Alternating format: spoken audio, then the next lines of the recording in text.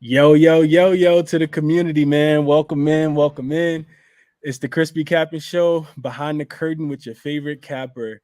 This is episode number 3. Um, I'm here today with a very, very special guest. But before I get there, I'll tell you guys this. My name's Chris, or Crispy Capping on Twitter. I handicap sports and provide betting analysis. I'm the host of the Crispy Capping Show on YouTube and Twitter, where I provide free analysis on sports betting for sports bettors, teaching the community how to bet smarter and be long-term profitable, or profitable long-term, whichever way you want to say it. But most of all, I'm a student of the game. I've clearly, had my successes, but I'm also always looking to learn. So I figured it might as well be from some of the sharpest minds in the gambling spaces, right? So what I decided to do was to reach out to reach out to some of the greatest, most successful, inspirational people that I've come into contact with in the gambling space and pick their brains.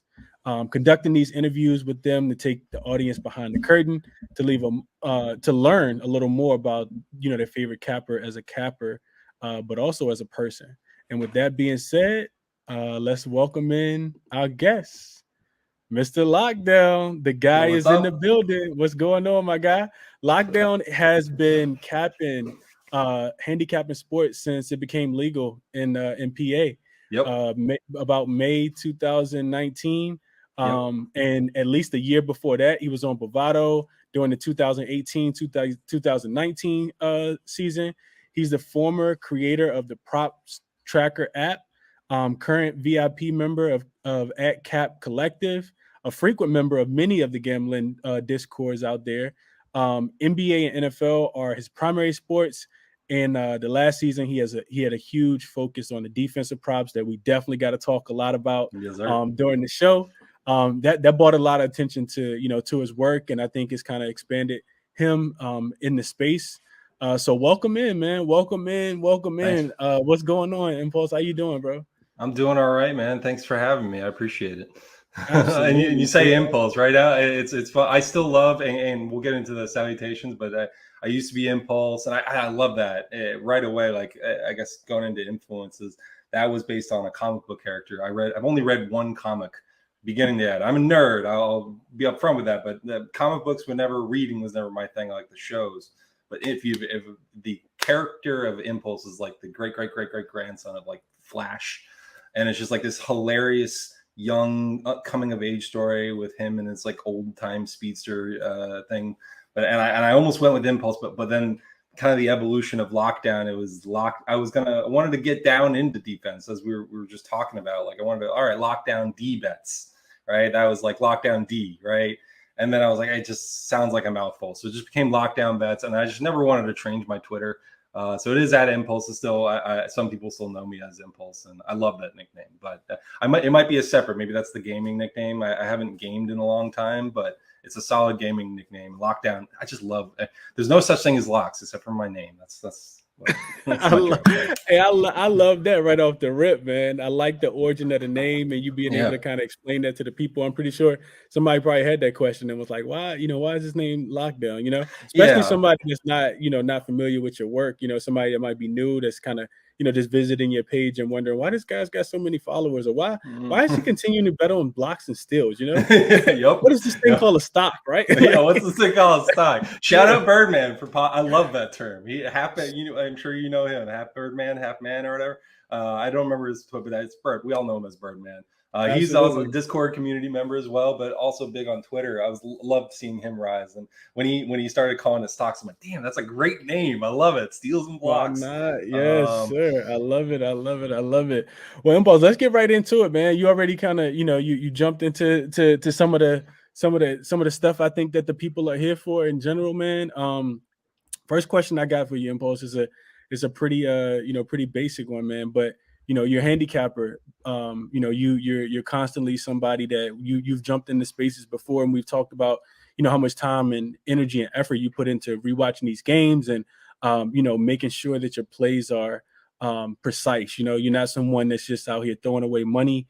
You like to make money for yourself and others. But before you do all your handicapping, Impulse, you're a person. What are you typically doing when you're not, rewatching film or watching the games or handicapping sports? What do you do in your free time? Right. Yeah. I mean, there's definitely, you always got to balance, right? You can't just be full-time game. It's just be a crazy headspace to ride that roller coaster too much. So balance is definitely important to me. So I always maintain that. And I mean, my girlfriend, when she moved in, she brought in, she has a daughter, an 8-year-old daughter. So that's been like also part of my time. That's been fun. Obviously, we mentioned a former co-creator. So the app, we'll get into later, discontinued now, but that was a lot of my life for about a couple of years there, or I guess a year and a half, because it was a year this spring that was created. I like multiplayer video games that way before in another life. Metal Gear Online. I don't know if you ever played Metal Gear. That was the shit, man. That was the online game. I wish we could bring back the stealth games. The run and gun style has never been my favorite. I love tactical action and working as a team. So yeah, I still have just, I love co-op, anything multiplayer, but mostly working as a team. I love multiplayer games, but it's been a while because I've gotten so wrapped up with gambling and then the app. Now VIP, you know what I mean? Getting into that a little bit. My other passion is obviously music. I just came back from Bonnaroo. I missed the last couple games of the NBA Finals. That sounded like they were pretty awesome. When I was driving home from Bonnaroo, which was like a 13-hour trip, which I did like all the driving for. I marathoned every NBA podcast of like recapping the final games. I was just like, I just want to know what happened. Tell me about it. I want to drink it all because I missed it. But yeah, so music, co-op video games, that's kind of like, always been my passion. Soon I'm gonna get into more coding. As we get into the app stuff, that's just one of the things I realized, like, I need to dive into more of the actual coding, because I've been more of the business promoter and idea guy. But coding is also just a great language to learn in life. You know what I mean? Absolutely. With the 8-year-old, I even tried to get her into it, but I'm like, maybe I need to get into a little bit more first, and then I can help her along. It's just also, I wouldn't expect an 8-year-old girl or just an 8-year-old to immediately be into coding. It's a long road, Yeah. right? Yeah. Great. Yeah, She'll thank me later, but like we'll take our time with it.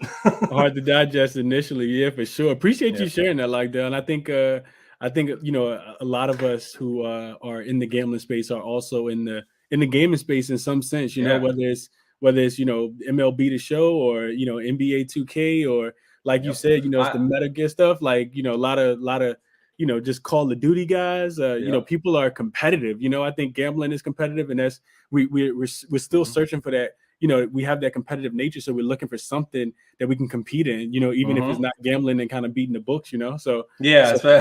What's the frequent one from our favorite guy, Jerry? It's just like, I'm angry, so I'm going to go beat some nerds on Call of Duty. Let's go do it. I get Let's go do it. Yeah. 2K also, you mentioned that. I did get into that for a while. That was a lot of fun. I love the team-oriented environment of that. Mm-hmm. That's a tough one, man. Like, to manage the shot making in that game is still hard. Like that was the one thing, like, again, I'm more about maneuvering and everything like that, but getting those greens is hard. I do like how the structure of it, like, you can actually memorize the shot. Like, I always went Klay Thompson because that's like the purest fucking shot in the game. And just how, like, if you could just memorize the form and where it released was, you could turn off the green meter. That's how it worked. But it's hard. It's a fun game, and I do miss, like, there's always complaints about, like, they do update it and the mechanics have been changed around. The meta is so important. Like, these guys, they're so interested in, like, the quick buck and all the lottery system, and you know what I mean, and all the different things. But it's like, just focused on, like, the mechanics of multiplayer and, like, the rock paper scissors of it, right? The meta of it. These games can really thrive. So that's kind of why I got out of it for a little bit, but 2K was a lot of fun still with friends. Anytime you can get a team online to go on a run, it's a lot of fun. Absolutely. Transitioning like that. What about sports in general? I know you cap a lot of them. Do you typically, like, when growing up, did you play any organized sports? Any soccer, basketball, football, hockey? Yes. Yeah. So I when I was a kid, my mom at least was happy to say, like, I tried doing, like, every sport that we could. And I'm like, all right, that's good. She was right. Like, I played basketball for one season. I was terrible. Okay. I think I made 2 baskets the whole goddamn season. I didn't know what I was doing. And it's also, like, sometimes just, like, it's who's around you, like, is the culture. I didn't really have, you know what I mean? Like, we moved a lot. It was a military family, so it was hard to really gain traction in any one particular thing when you're just also focused on, we just moved again. But yeah, I still tried a bunch of different sports. Soccer was kind of the one we landed on for a while. And then I remember like one season, I wanted to switch to offense. They didn't want me there. That was actually the season they had the fewest shots. I remember reading in the paper they had the fewest shots on goal. That was my criticism. Like, no one's taking any goddamn shots. Like you need to actually put some pressure on the net. But I just, they didn't want me there, and I was like, screw it. I went band. I went back into like full focus into like music and marching band and stuff like that.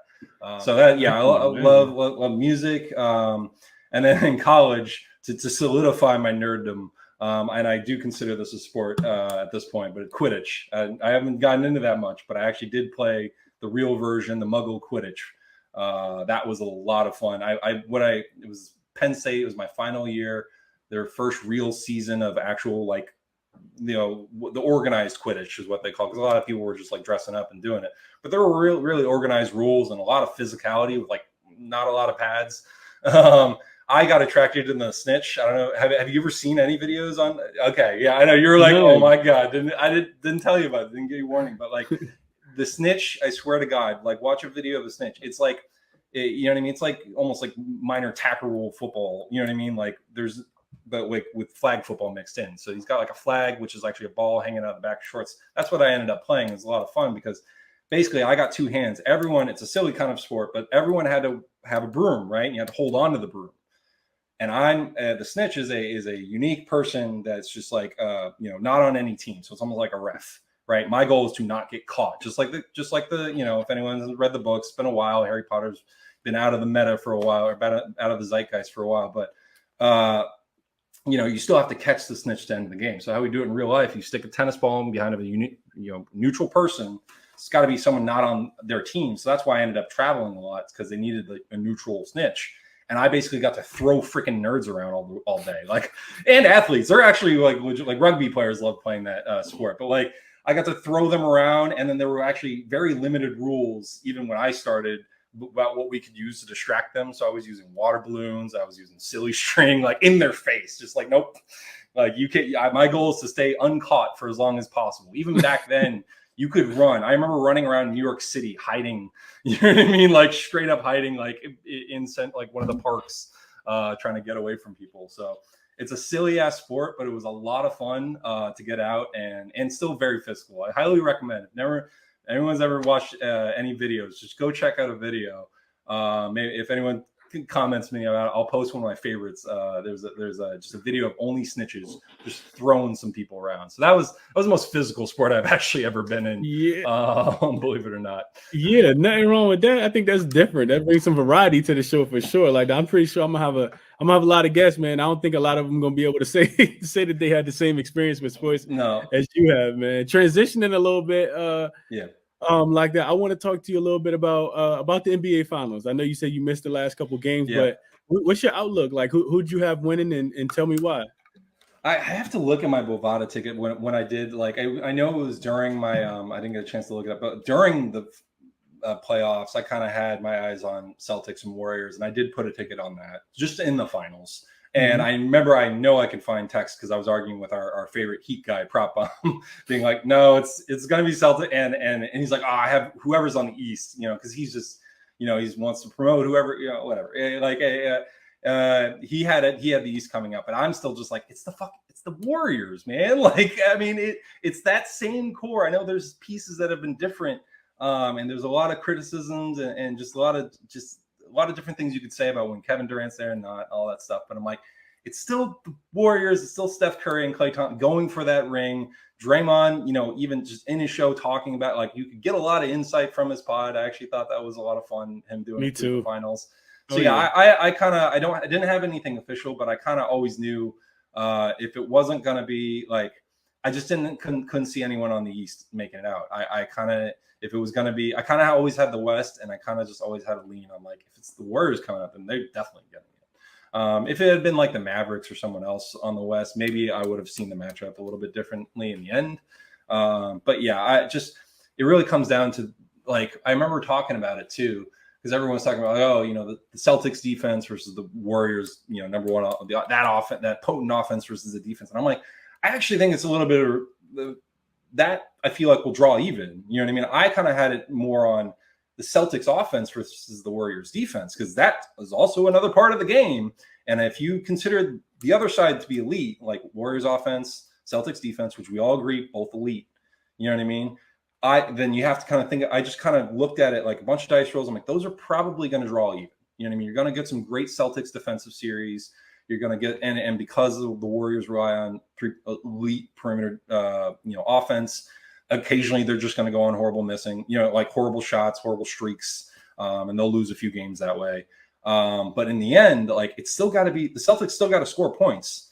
And how are they going to score points against this Warriors defense? Because they've been locked in too. Weren't they like the number 2? Like it was the Celtics number 1 and they were. And I'm like, how are we like just automatically assuming the Celtics? Because they don't even though Marcus Smart was their point guard, they're still not. They don't still have that break it down kind of point guard. It really came down to Jason Tatum, as we all know, but he's still young, still a little young, and still obviously turnover prone. So that was kind of where when I was breaking down in my head, again, didn't really put any tickets for it, except just them both making it. But I kind of just, I was leaning always because of that. And I think that's kind of how it played out in the end, right? Like the Warriors, the Celtics offense just kind of ran out of gas.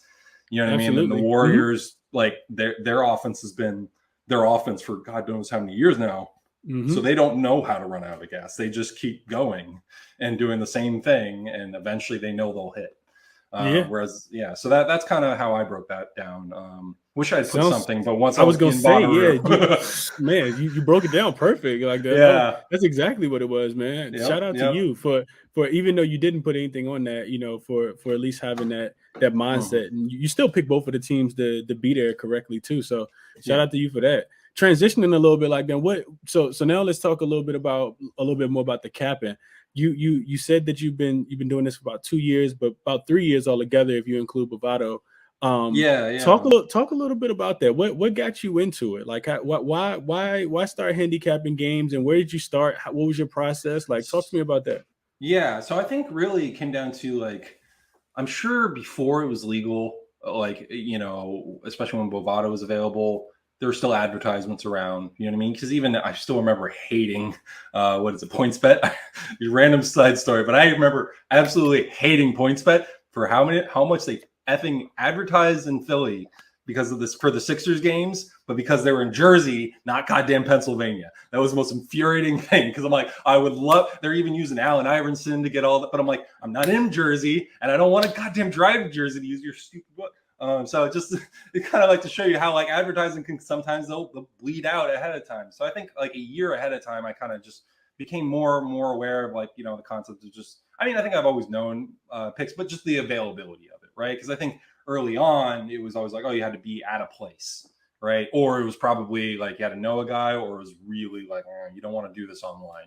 Bovada is such a weird gray area. And that's why I still don't even mind talking about it. Because if you just Google, is Bovada legal in all states? The first answer will say yes, even though it's actually more of a gray area than when you realize.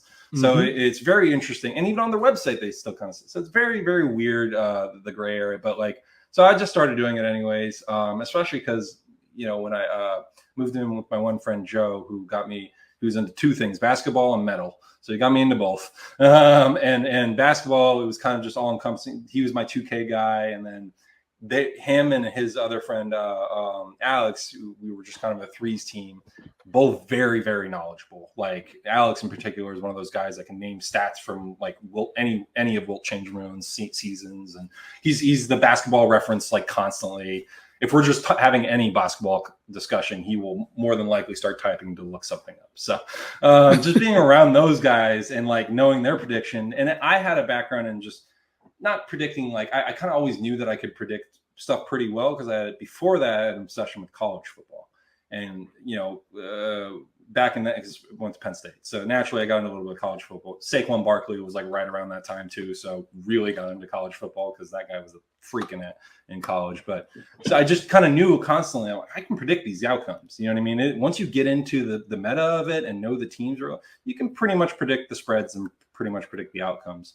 So then getting into basketball, I'm like, okay, I could probably just like lean off of these guys and just give me some of who do you think is going to win? Because they were very good at it. They didn't always want to give me that. I don't know why. I'm like, it's not your money. It's my money. Just tell me. What do you think? But whatever. I still just got better and more into it. And then it was just getting on Twitter a little bit at that time. I think it really, when it went legal, that's when I was on Twitter even more. And then you find Jerry and then Kilkenny and get in the Kilkenny Discord. I know Tone was talking about that as well. That the Mooney game was a big part of my early capping career as well. Just tailing, because I think, a lot of people early on were like, I'll just tail one guy. You know what I mean? And just tail him over. Statistically, he's likely to make it back for me if he's saying he's a profitable bettor. And if they're willing to put their real tickets out every day, hopefully they're a profitable bettor. And it worked out with Kilkenny, especially I remember one day missing one of his parlays, and I'm like, all right, I'm never like, it was like, 10 to win, like something nice, right? Like 300 or something like that. I'm like, all right, I'm not missing another one of his goddamn parlays for like the next month. I just made a commitment. I'm not doing it for the next month. I'm going to every one of his plays. And then that extended for a couple months. And I really made, I just kind of started to treat it like a stock investment. And that's why I like, the whole VIP has kind of, and just the public capping experience and the theory around tracking, I think is very important, because some people like, I remember some VIP cappers when they went to VIP, they're like, I don't want to track, I don't want to get into the units. They should just know. I'm like, no, but you got to understand, people are going to tail every one of they're going to treat you like you're a stock, whether or not you choose you want that or not. That's what they're going to do. So unless you want to bankrupt them, give them your unit size, right? So I'm kind of wide ranged into like a modern discussion, but yeah, that's just kind of like evolution of like my thinking from beginning to end, and kind of just the importance of how I started and how that's still kind of how most people start, right? Just absolutely, yeah, absolutely. Like I think all that was important, dude. I appreciate you for sharing that. Yeah. Transitioning though, like down you specifically, you talk about these other guys, and shout out to the Kennys and the Jerrys of the world. We know how great they are, but when we talk about this defensive stuff, man, you're a defensive guru, right? So one of the for myself, one of the and I'm sure for a lot of people, one of the very first to actually get started in that defensive market, right? And looking at these guys' steals and these blocks, and we talked about it earlier, you and Birdman, this whole stocks thing, right? That the world is probably still not ready for if they don't know what that is. But take the audience through that though. What inspired you to start looking into that market, man, and start turning over? Everybody else was going right, and you decided to go left. What talk to us a little bit about that. Yeah, I mean, it was this season too, like this past NBA and NFL season, where it just started appearing, and just like everyone else, I'm looking for edges, right? And when that just kind of came up, it just kind of just every Saturday, Sunday morning, especially for NFL, you know what I mean? Like just when the props get released, you just kind of lazily looking about. And early on, I was just a hit rate guy, you know what I mean? I just like looking at last 10 hit rates. I'm like, I'll roll the dice, you know what I mean? Especially in NFL or especially in NBA more than anything. Averages tend to hold in NBA. That's why NFL I do like, but I consider NBA a little bit more my favorite, just because I feel like averages kind of hold more. NFL, like that's what the fun of NFL is, that there really can be singular, unique events where crazy crap can happen. That's why anytime I hear people complain about like, oh, this didn't happen, I'm like, yeah, but like there's so much decision making and so many, like you shouldn't complain at all when something doesn't go your way if they didn't follow that playbook. Like there's like. Absolutely. How many NFL players on it? I still like, oh my God, there's so many NFL and so many like little, you really don't know unless you're really, really sharp with NFL, just not even capping, but just actually knowing how NFL is played. You don't know how sometimes like a player can affect the game, just one player. And it might even not even be like a skill player. It might just be like the left O lineman who's shitty and just giving up sacks for most of the game. And there's the run game. And then that's not even what you were betting on, the run game. You were just mostly betting on the speed of the game, but then that affects that game. One player can lead you through that chaos. Absolutely. That's why like NFL just can be scary. But then that's why I got into defense for NFL, is because I'm like, but on defense, it's still a lot of skill. Like a lot of the best defenders are pretty much on the field for most of their game. And it's really just whether or not, like, then I just found like, all right, well, I'm just going to actually bet on defenses going against pretty good offenses, not the terrible ones, but the ones that can still be on the field. And then you get your hit rates up, and then it's like that. Okay, now I can get those tackles and assists in. So I started to incorporate that. It really was NBA, the steals and blocks at first. I just remember riding the Herb Jones train, man. That was, I think that was really, it was Herb Jones and I think it was Robert Williams back then even too. But really, I remember it was Herb Jones and no, it was on, who's the defensive guy on Raptors? It's been so long. They're all defensive. Not OG Anunoby, not Chris Richey. Not Siakam. Not Siakam. One of the other young guys. Scotty Barnes. Scotty Barnes. Yes, it was Scotty Barnes because he went on a block streak, like I think in the beginning of the year. And so that I remember I went on like a 3-week winning streak just doing steals and blocks. Mostly Herb Jones because he was just I think he had a franchise record that was like the most, like I think he had to just get one more block or one more. I think it was one or the other. I think it was actually blocks because I think he eventually switched to getting steals more. Yeah. At the end of the season, he was a steals guy. Beginning of the season, he was a block guy, and he went for literally some kind of franchise record for the Pelicans. And that was just like the biggest day. I was like, of course he's gonna get it. Like he just needs to just be lateral and not foul out for this record. Yes, like that would and the odds, and this is why I love it, is because those for one steal or block for a while before it got sharper in the playoffs in particular, but they were minus 200. So you just had to find one other thing to pair it with, and that's 2 dice rolls. I always talk about dice rolls when it comes to capping, and that's why I love even money plays, but I'm not so much a straight better. I've never just been pick one prop. I'm gonna maybe eat the little juice, or I'll hunt for that positive line or something like that. Now I'd rather just step it down because I've seen so many people get burned on the hooks, and then I'm like, oh wait, it's even easier for the defense because I just need to pair maybe 2 defensive props. It's 2 dice rolls, and that's just maybe one steal on 2 separate games, right? And I'm like, that's they're probably going to get 30 minutes of action. Hopefully I'm betting on starters, right? Try not to do, especially for steals and blocks, unless it's it was Isaiah Hartenstein. He was getting a block every game off the bench. But that's just 2 dice rolls that you had to worry about across 30 minutes for each of those players, as long as they're getting full minutes. I'm like, I like those odds. You know what I mean? Especially because I'm still as much as I can cap offense, I still kind of relied on other people as I was getting into it more. My defense is just energy. It's just energy and effort. They talk about that with any sport. Defense is just, there's positioning, and you can get into the IQ of it. That's why Draymond is so goddamn good. But especially for the young guys, sometimes it's just energy and effort. I'm like, I'll bet on these young guys to just keep the motor running for the full game, especially if they're young in the NBA, as we know. I can't remember a single coach talking about what this guy needs to do coming into every single time the draft just happens. Every single young player, what does that player need to do coming in? Just needs to play defense, right? Unless they're a star the first round and we know they're good on offense. If they're those late first round or second round picks, how do you hang up? You got to play defense. Got to keep the energy going, right? And if they graduated to that starter role early, like the Herb Jones or what have you, like Robert Williams and stuff like that, they get that early, then they still want to keep that. That's what got them to there. So that's why those keeping it to 2 dice rolls for even money. That was just, that's how I like to gamble. It's really what it comes down to. You know what I mean? People will criticize, I don't want to include minus 400 or minus 200. I'm like, first of all, you end up doing it anyways. I've never met a single capper who's been public, because I've seen it happen where they'd be, I'd never do a minus 800 or minus 400. And then I'll watch them. And they're like, oh yeah, my clients have requested an even money play. And you'll see it, and there's a minus 800. And you're like, I knew it. I knew it. I knew you do it.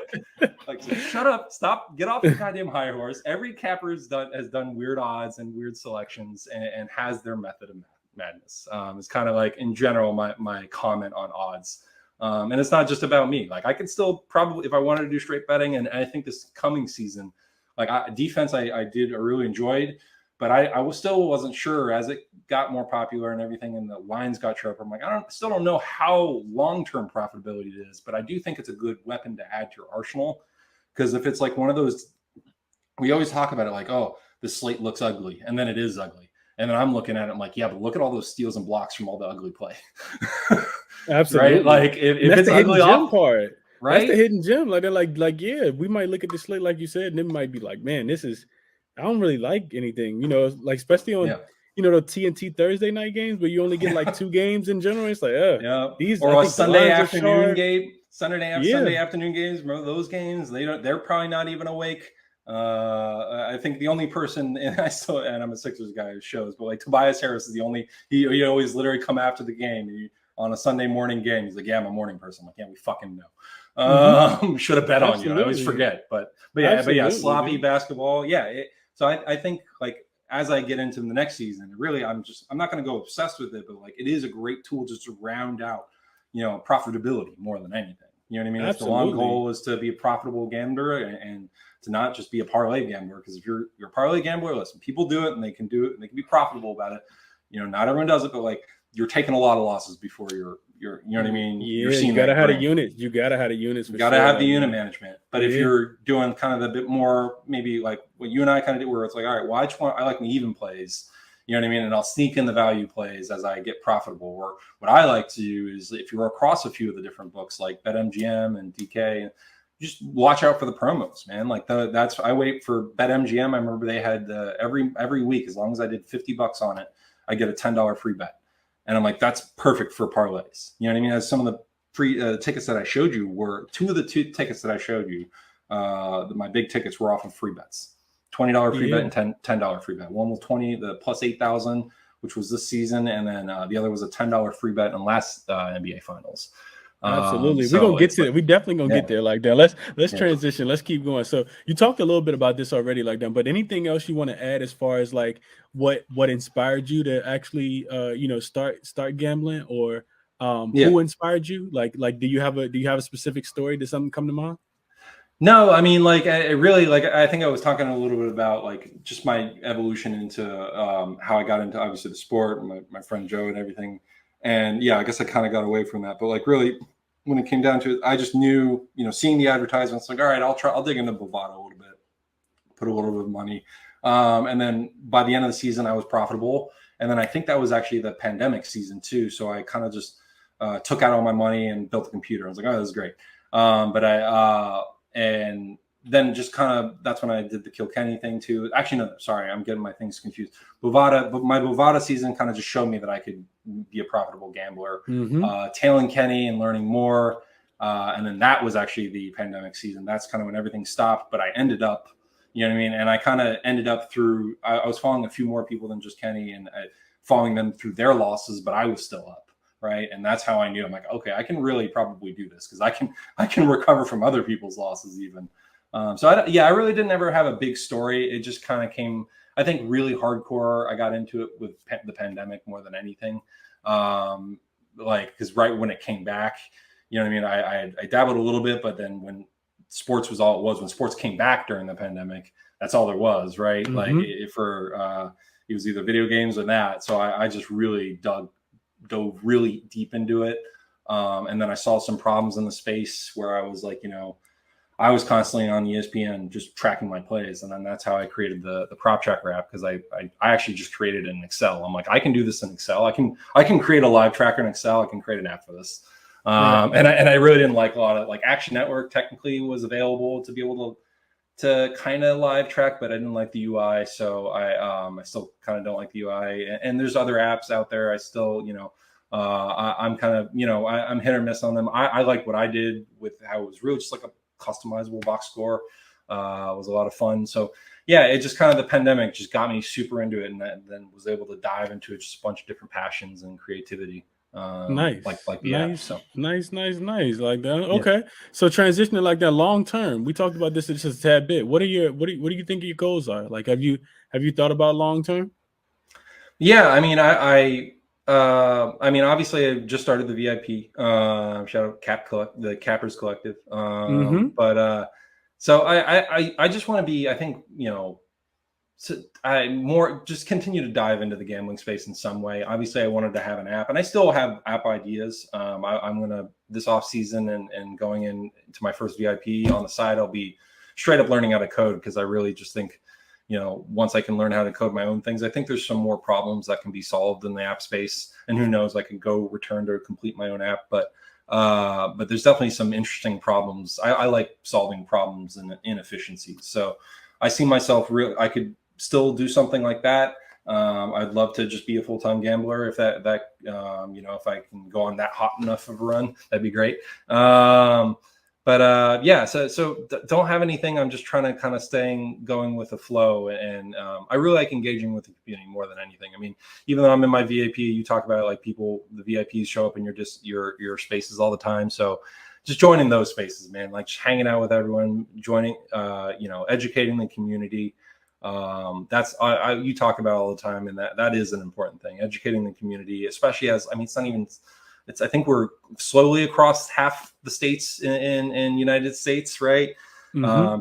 Before I even started this, wasn't even half the states. So there's going to be a lot of people just slowly peeking their head and being available and actually starting to gamble. So it'll be important to continue to educate as we get into this. Absolutely. Like, I love that answer, dude. And for people who don't know, it's story time with Chris, short story segment. Me and Lockdown actually ran into each other. Again, shout out to Cap, because Cap was the one who was holding these these nighttime super late after the game, like post Yes. game spaces in December, man. December Yeah, those are 2021 fun. will be a time that, I'll probably never forget, because that's, kind of jump started it for me as well. Cap would hold these Yeah. spaces, and Lockdown would be in the spaces, and he would be giving out these, defensive props and parlays, and people were like, "What? Like, how? Hold on, where do you even find that? Like, how Yep. are we betting on defense, right? Like, I can't Yep. bet somebody to get a steal or 3 steal. What are you doing?" So, like, Yep. that, just for you guys, it's somebody in the audience that's probably gonna watch this later, and they're gonna think, man, you know what? Like, dang, that's crazy. This dude was doing this way back then, and people are still foreign. The market is still foreign to so many different people, and Lockdown was the first one. Cap might have 15 different guests on, 25 different guests on in a night, and nobody was talking about defensive props except this guy. You guys are seeing them. Impulse was the guy that was actually talking about defensive props first. So. And shout out Cap for really helping put a spotlight on it. Like, if it weren't for him, it might not have gotten that much attention. I mean, I still didn't have that many followers. I mean, I'd grown the Prop Tracker app, and that's how I connected with a lot of big time cappers as well. But I still personally didn't have a lot on my own account. And then when I started kind of doing that more, especially because we didn't have defensive props on the Prop Tracker app, but yeah, he just started bringing me up, letting me talk, and he's like, "Yeah, I've been tailing him." And he's like, "I won't always tell you when I'm tailing the Russell Westbrook turnovers, but I've been telling him." I remember those conversations for sure. Like that was another fun bet, man. We talk about the steals and blocks, but I still consider turnovers a big defensive stat, because then that's an even more fun stat, because it's like you don't even bet on who's getting the steal. You just know someone's getting it. Yep, somebody getting it and somebody losing the ball for sure. Yep.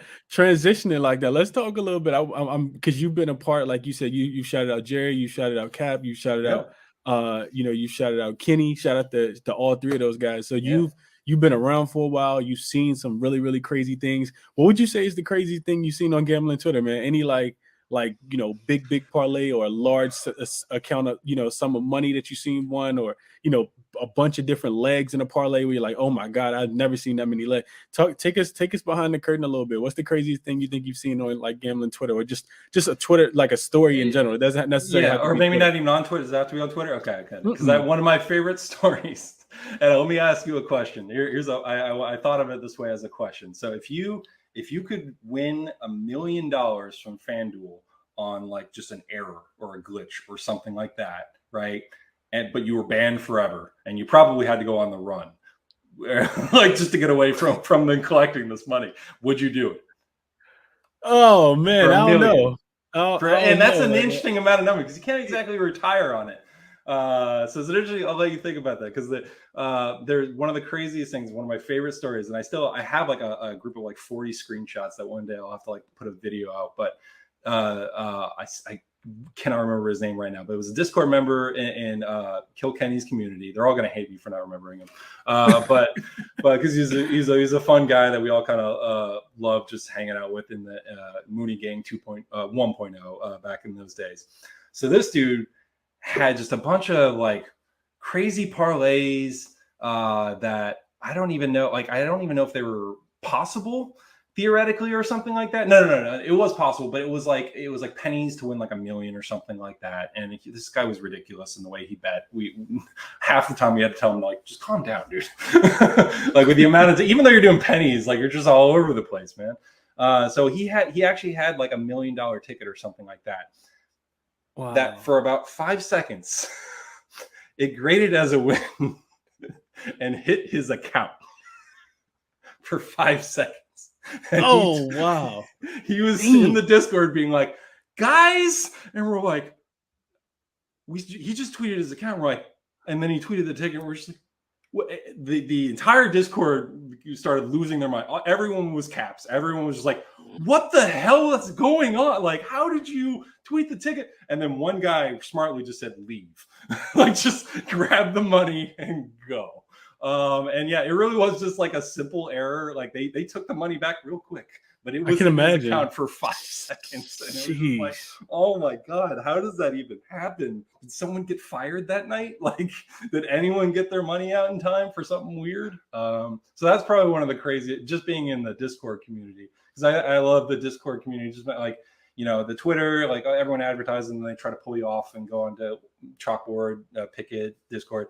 So there's always these communities that are great for just talking and discussing plays, because Twitter doesn't always allow for that. So, exactly. But that was probably one of the crazier nights, because just the screenshots of everyone losing their minds, slowly realizing someone had won on $1 million mistake. So that's probably the craziest, and it was an error. It wasn't like really a true ticket. I probably have to say this other ticket that you sent me that on game 6, I don't know if we were planning on talking about. That's a pretty crazy ticket of nothing. Absolutely, dude. We got to talk about that. Yeah, let's bring that up for sure. For a real ticket, I guess we could say it was inspired by me, right? This is I don't know if you're pulling up on the thing, but this guy at JJ Good Times G 20 DTIMS TIMES. Let's make sure we get him right. That dude plus 45,743 plus 45,000.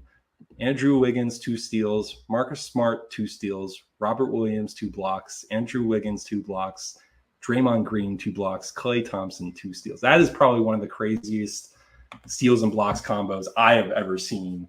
And I'm envious that it wasn't me, but obviously that is insane. And I'm happy. Like, that is crazy that like something and he legitimately credited me, like saying like, just from listening to you in these spaces, and shout out you for hosting great spaces that I wanted to just come back to all the time. But that is probably one of the craziest ticket I have ever seen, and a ticket that makes 1,000% sense. When I looked at it, I'm like, oh my God, that really is the perfect ticket. Like, looking at it, every one of those guys would have hit that based just on energy and effort alone.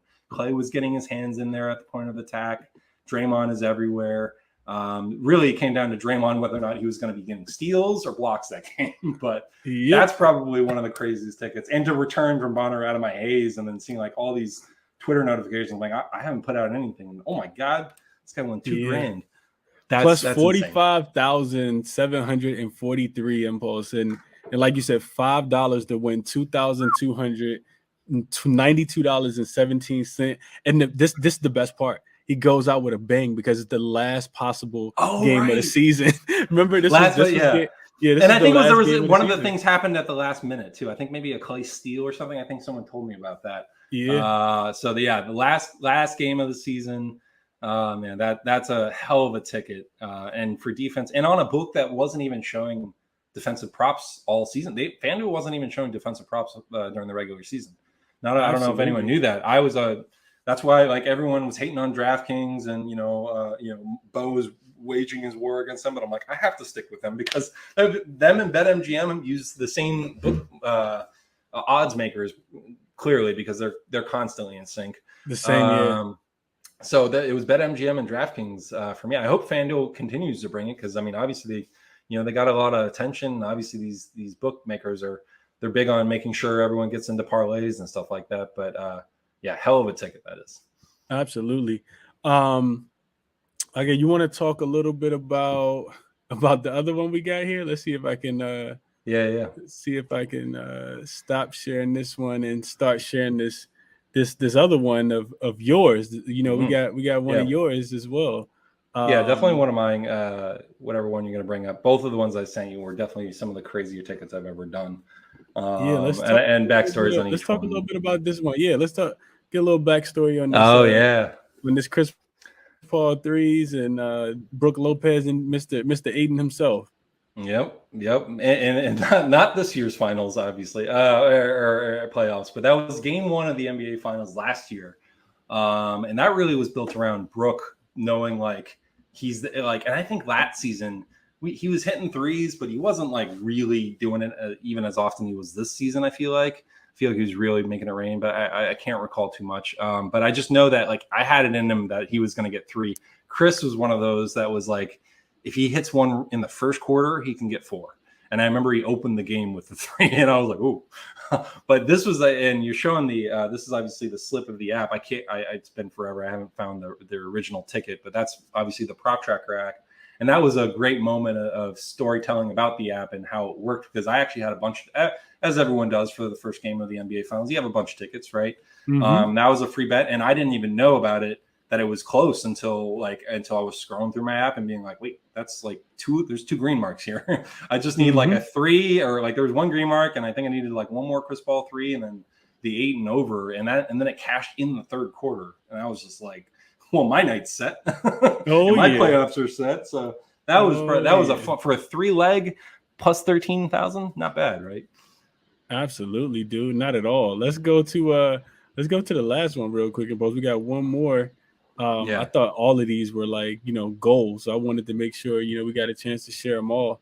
We got one more. Well, you get it up. I remember this one, so I wasn't sure. It's the and you see it in my tweet. I didn't count it towards anything because it was last minute. I remember I was out on a walk with my dog, and I remember stopping in the middle. I still remember the road I was on. I was just stopping, and I'm like, I know I can feel parlay coming.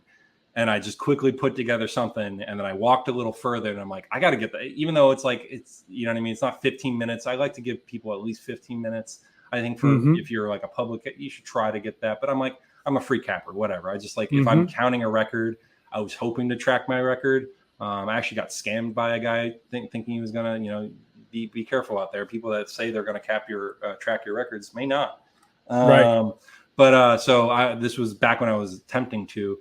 And yeah, like I tweeted that out, and it is crazy too that it was tracking by the first half. And I just knew that I think we had Bobby, right? If Bobby, he had 1 3 at the half. So Bobby 3, 3 threes, Giannis 1 3. That felt like, sneaky fun, because he'd always take like 4 in a game, but he would still get 1, right? Chris for a 3 was just rounding it out. Drew for a 3. 2 Giannis blocks. That was like getting into my defense. 2 Drew steals. As we know, Drew steals was money in the playoffs. And then the Chris Middleton steal. Yeah, and don't forget about the whole spread too. We got Milwaukee. Spread. Milwaukee to win by 4.5, and that's plus $8,000 ticket, $20 free bet to 1,600. That's amazing stuff right there. Yeah, and I remember nice. I remember the Clippers were like, they'd given up a lot of blocks to like power forward centers. So I'm like, all right, that's where we're going to get the Giannis blocks. And I remember that was like a juicy line. Because he does get blocks, but you don't think necessarily 2 blocks all the time. So that was a fun take. And then the Clippers were I remember deflating at that time. They weren't, maybe they had injuries. I know obviously Kawhi hadn't been there. I don't even think Paul George was playing. But I knew it had to be a little bit interesting. So yeah, that was a hell of a night. And just like I remember losing my mind on Twitter during the half, and I'm like, if Bobby comes, opens up with the 3, we have a chance. And especially because it's Bobby, and he did open up the third quarter with the 3. And then I'm like, then he came out, and then we were hovering around blowout territory, right? And you're in the 4th, and I'm like, okay, but I know Bobby's going to come in no matter what, and he's going to shoot this. That's what he just does it. It doesn't matter what the score is. He's like, this is my job. I have to prepare for the playoffs. I'm going to shoot this corner 3. And he hit it, and that was one of the final props. And I remember losing, and we still had the spread to cover, but I think that was one of the final props. And I had like, I love Bobby Portis in my profile for like a couple months. I'm like, he gave me all that money. It's the least you could do, right? Right. He's still on my jersey list. I have a laundry list long of jerseys you need to buy. Yo, absolutely. Yep. I think we all do that like that for sure. Well, one of my first tickets ever, I actually didn't get a shit, and it just reminded me when it comes to jersey betting. One of my first guys that I ever did that for was. This was way back in Mooney Gang days. It was Dorian Finney-Smith, 15 points in a win, and it was Danny Green, 15 points in a win. And this was probably 2 seasons, so like a couple seasons ago. And I'm like, Danny Green been scoring, and I'm like, it was one of those games where like the Sixers needed to win, but no, like I think other people were out. I'm like, it's gonna be a Danny Green night, and it was just like 10 to win, nice and simple, 10 to win 1,000. And I remember me and one other guy locked it in at 10 because I tweeted it in the Discord. I'm like, I'm thinking about this, and my one guy Bob Job, I don't know, he's another Mooney Gang 1.0 member. He's OG, but he kind of like an absent member like me. But he pops up every once in a while, and he's a great guy. But he locked it in there. He's like, I'm riding. Let's do it. And so it's always good to have that moment with at least one other person that you guys just smacked a parlay. Yeah, to come get to ride with at least one person. So that was one of the first stories about like, yeah, we need their jerseys. Yeah, absolutely. But that's a nice story, man. I love to see people hitting these parlays. I know a lot of times people don't, so it's cool to hear, the stories and be able to, kind of take people behind the curtain. To why, what was going on at the time, your thought process of why you took what you took, talking about each actual leg, all those different things, how much you bet on it, all those different things. So absolutely love that. Transitioning like that, I'm gonna get you out of here, man. I appreciate you for being here. But couple more questions for you. I'm gonna ask you two more. What do you think, Impulse, is the biggest lesson you've learned about handicapping sports since you started? Oh man. So the number one, as I talk about all the time, and we obsess over, is unit management. Obviously, that's like, I think that's just the biggest lesson you can learn. Just knowing what you can afford to bet. It really comes down to basic level of budgeting. Like if you have to think about it, you know what I mean, then really hard about it, then you probably really need to sit down and make a plan. If you're like hesitating on like, do I deposit? You know what I mean? Like not every gambler is good enough that they don't have to deposit, you know what I mean? Like every once in a while. So if you're starting out, as I was, and thankfully I had a bunch of parlays with a bunch of people that I was tailing. So, I was able to just kind of manage the bankroll from there once you hit a few, but I got lucky, right? Not everyone's that lucky. So if you're straight better, or just like a low volume better, definitely unit management is probably the number one. And also on a lighter note, don't bet completely trashed. Like that is probably one of the biggest, because another story, one of the final stories I told, I remember telling on another podcast. It wasn't I started off as a bad beat. No, this is not a bad beat. This is just being an idiot. So taking you back, and I'll start off, and maybe you'll realize where this is going. But think back to the last regular season game at Oracle Arena, Warriors versus the hapless Doc Rivers Clippers. Just think about what the spread might be in the money line, right? And it was early in my days, and this is probably, I remember because I had to look up the dates. It was like the last season before it was legal. So I'm on Bovada, one of the final games of the regular season. So I've taken some of my money out. I'm like, I'm winding down. I'm good. And I had a balance though, right? So I was like, all right, I'll just bet the balance. And then my friend leans, two guys I talked about, Joe and Alex, they lean over. Joe's just like, well, it's the Warriors in their last game at Oracle Arena where they won all those championships. They're not losing that game. And I'm like, my eyes lit up, and I'm like, oh, you're right. Now that would have, imagine if we had been together in the spaces, right? Like back then, that spread would have been destroyed because we all would have figured that out. But this is early days, right?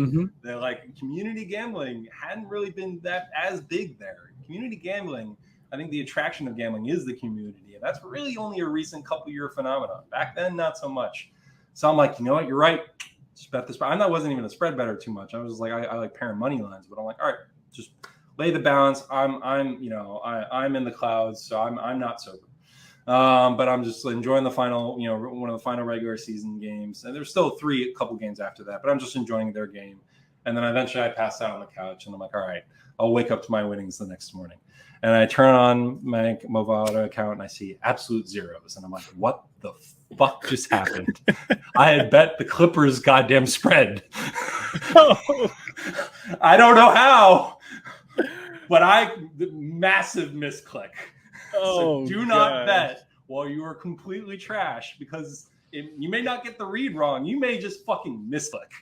And that is a dangerous spot to be in. And that was a very moment where I was like, I need to get my bets in early and make sure normally I hadn't been like that, but it was just one of those days after a day of work. And that was one of the worst and hardest lessons I had to learn of, like, I just need to make sure I can see in front of my face before, I click bet.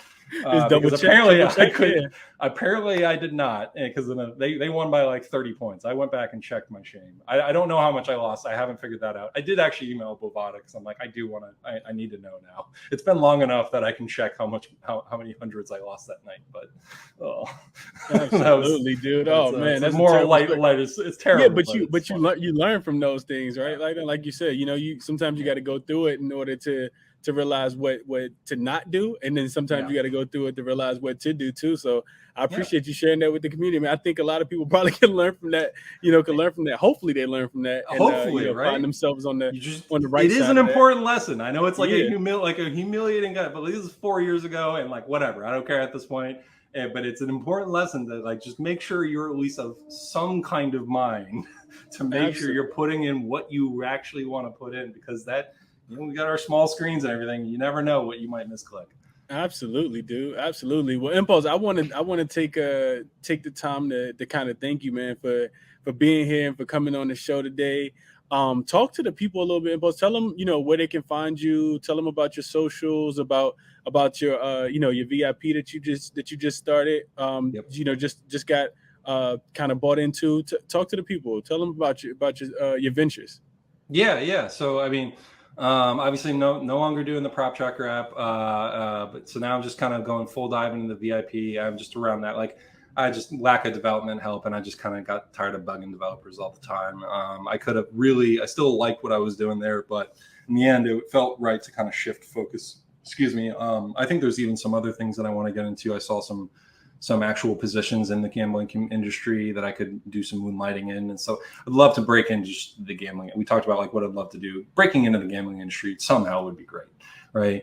So that's kind of where I want to just truly shift my focus, and then also shift my focus into the VIP experience. Even though MLB is not like, I'm in my off season right now, I'm doing a little bit of MLB, but I want to help. I wanted to be a part of a VIP from like the beginning. And the group VIPs seems to be like a very popular way to go. So I wanted to help them out, and also I believed in the team. I mean, there's some cappers in the Cap at Cap Collective, I believe is the socials. You can find us. You can find it through my bio at Impulse020, or searching LockdownBets. As we know, that's the handle. But yeah, so like some of the cappers even in there for MLB, like we getting Krusty K in there. He's been a big time hot shot in MLB as of late, going on a lot of crazy runs. So yeah, like you can definitely find me in there, and I'll still be on Twitter plenty. Like I want to be in your spaces. Whatever my contract says I'm allowed to post on free plays, I'll be posting, because I love interacting with the community. And even right now, I'll be posting as many, because MLB is still just not my official way to go. So yeah, you guys can find me, still on my handle, LockdownBets, or at Impulse020 on Twitter. We'll see if I get into streaming again on Twitch. I was doing that for a little bit, but I'm always I always love being in your spaces. So once we're back in NBA, man, that's going to be where I'm at. Yeah. Hey, Impulse, I thank you for that, man. I think you bring a lot of value to, the gambling Twitter space in general, which is one of the reasons why you were one of the first guys I reached out to kind of come on. We always kind of chop it up in the space, and we've been doing this for, damn near half a year, a little over half a year now, because we're really close to the 7th month of the year. We've been doing this since December of last year. So appreciate you taking your time out, out of your evening and doing this with me, Impulse. I always like to say that, our time is our most valuable commodity. It's one thing that we can't get back. We can spend money and we can make it back. We can never get our time back, man. So I really, really appreciate you, setting some time aside and doing this show with me, man. He already told you where you can find him at. He's the defensive guru. He's a part of the VIP at Cap Collective now. You can find him on Twitter at Impulse020. And that's pretty much the show, man. I want to thank everybody for coming through, as always. To all the guests, I hope you guys enjoyed the show. Be sure to DM me on Twitter at crispycappin, or email me at crispycappin@gmail.com if you'd like to see some of your favorite cappers on the show, or if you think they'd be interested in being interviewed. Be sure to show the show some love by leaving a thumbs up, on the video, subscribing, turn the notification bell on if you enjoyed the content. Be a lot more interviews coming in store as well. I appreciate everyone for tuning in and supporting all the ways that you guys do, whether it's buying the Crispy Captain merch or, you know, Buy that leaving, stuff. leaving, Good stuff. leaving, leaving the, just the kind words or the tips or whatever the case might be, man. Appreciate you guys for all of that as always. Until next time, good luck on all your MLB bets because that is the season that we're in right now. And I'm out, man.